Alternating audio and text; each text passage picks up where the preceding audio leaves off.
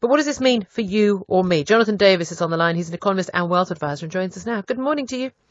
Hello, Julia. Hello. Now, this is the thing. If I'm not planning to buy anything involving aluminium or steel, maybe I'm not a manufacturer, don't run a factory, I don't ride a motorbike. I've got to be honest, bourbon whiskey, not really my drink, and I don't need a new pair of jeans. Is this going to affect me or anyone else listening, or is there a wider implication, even if you are not directly affected by those tariffs right now? What does it actually mean for ordinary people? We saw protectionism rising rapidly and majorly in the 1930s, where governments effectively made it more and more difficult for countries to export globally. And look what happened in the economy globally in the 1930s. This is another example of protectionism, 21st century protectionism, where, and you say it's a big surprise. You said a few minutes ago that Donald Trump put on these tariffs. Actually, it was in his manifesto, Make America Great Again. He said he was going to bring jobs back to America, and one of the ways that you do that in the very short term is you make it more difficult for people to export into your country, and therefore you give your own businesses and workers a short-term advantage. Long-term, however, we're all disadvantaged because it ultimately, if this continues to exacerbate, and by the way, it's not Trump starting it. It's a bit like, well, we could talk about anything political. It's been going on for 100 years. Who knows who started it? It all goes back, yes. Been doing tariffs for ages. But if this continues and exacerbates, then you and me and every single one of your listeners will have a lower standard of living because our costs of living will rise. That's it. We use the word tariff, but what it basically means is it is a tax on imports. That tax goes to the government. Oh, great, they've got the extra money to spend, but actually that tax is going to have to be paid for somehow, and that's going to go on the consumer. Ultimately, everything that is manufactured is going to basically at some point be bought by a consumer, and we're going to end up paying that extra tax cost. Beautifully put. Well, that's the thing. I do think we often think of these things as esoteric things that happen, somewhere over the Atlantic, but actually it does affect us.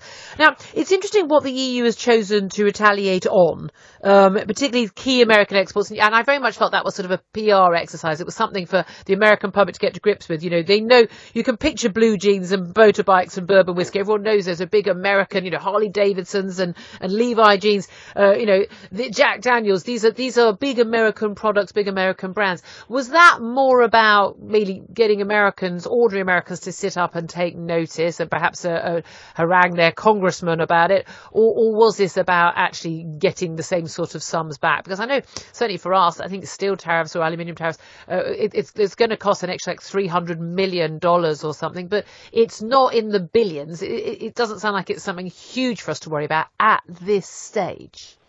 Donald Trump, as most people know, he wrote the book, The Art of the Deal. Well, he didn't. He paid someone else to write the book. Okay, all right. He's never even read a book, let alone written one. Excuse me. That's slanderous. Next you'll be saying he can't read and write. Okay. The fact is, though, he's been negotiating in business for decades.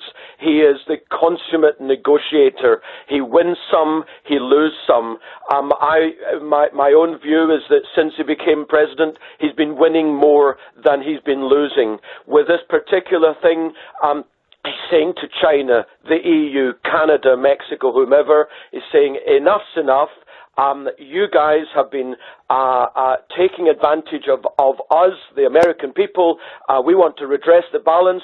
But ultimately, and we hope this is what it comes to, eventually everyone gets round a table and realizes that raising taxes, raising tariffs helps no one in the big picture.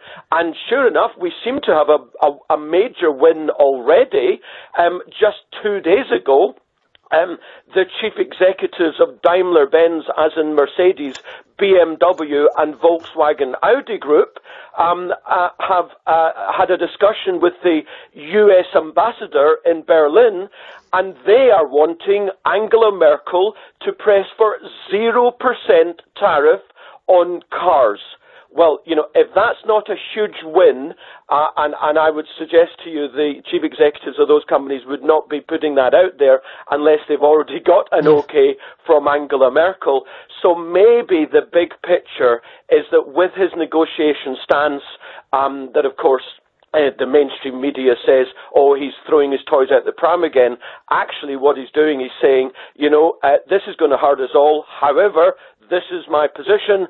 And sure enough, people are thinking, do you know what? He might have a point.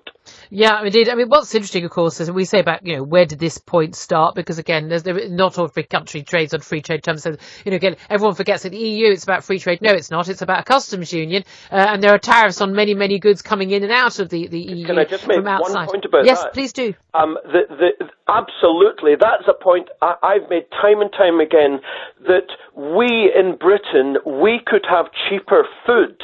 We could have nicer food if we were able to import from Africa, where the cost of agriculture is dirt cheap.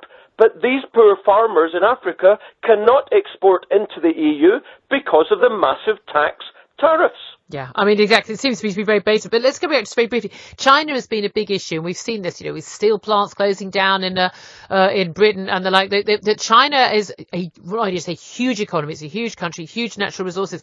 But they have been flooding a lot of different markets with their goods. They're able to sort of, this very much command and control economy, but with some private enterprise. They will suddenly sort of flood a particular industry or a particular market with their produce. And this is having a major effect on lots of different markets and lots of different economies. What I don't really understand is how Donald Trump, his whole argument was supposed to be with the Chinese, and yet he's trying to protect the Chinese markets. He said he's given recent statements trying to help the Chinese jobs when he got elected on a bid to keep American jobs and not have everything being made in China. And yet he's attacking his biggest allies, Canada, Mexico, the European Union, and putting the same tariffs on them. The whole thing does seem very bizarre. I agree with that indeed, and although he said he was going to protect American jobs before he was elected, he is in effect doing what he said on the tin. However, this is realpolitik. I should make the point at this point before I go on. I don't agree with the tariffs that the US has put on, that Trump has put on. I don't agree with any tariffs. I believe in the free movement of capital and goods. That is the way we all improve our standards of living. Maybe, to answer your point, maybe he had to give a quid pro quo to President Xi of China to get Xi's support with regards to North Korea. That's very interesting. Jonathan, the plot thickens. North Korea's biggest trading partner is, of course, China. Jonathan Davis, a fascinating to talk to you, economist and wealth advisor. Yeah, well,